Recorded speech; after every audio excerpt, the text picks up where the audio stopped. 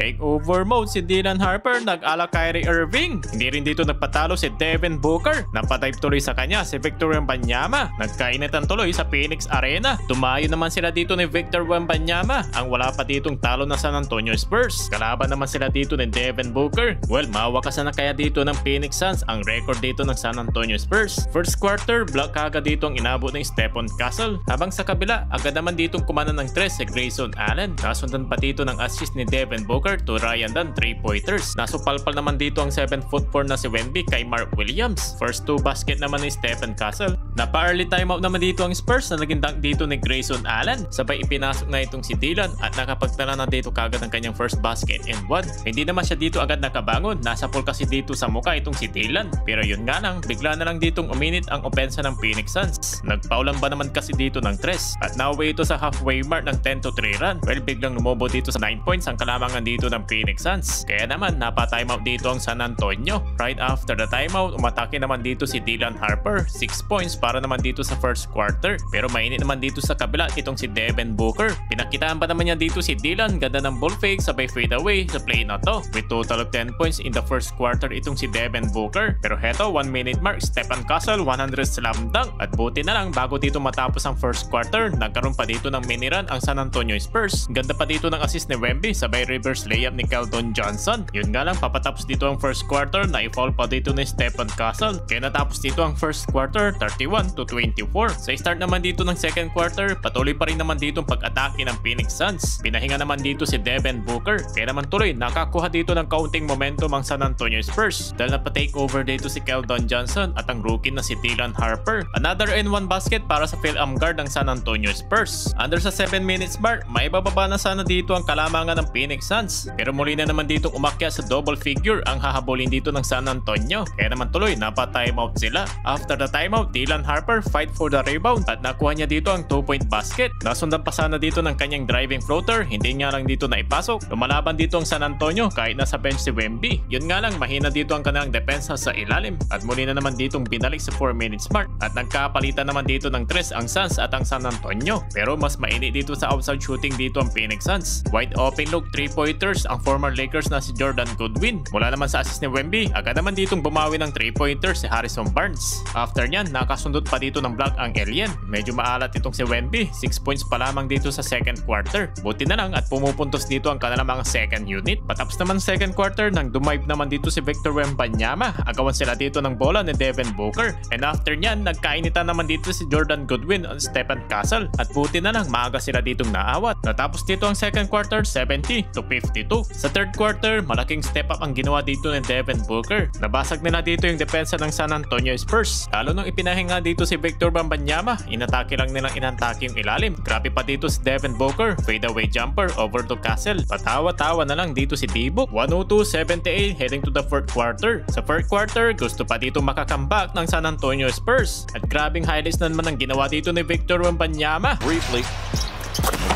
At nasundan pa ng kanyang corner 3-pointers. Pero lagi naman dito may sagot si Devin Booker, no hesitation. Dahil na nga sa kanya, unti-unti na nga dito nawala ng pag-asa sila ni Victor Wembanyama. Kaya sa huli, panalo ang Phoenix Suns na wakasan ang record ng San Antonio Spurs.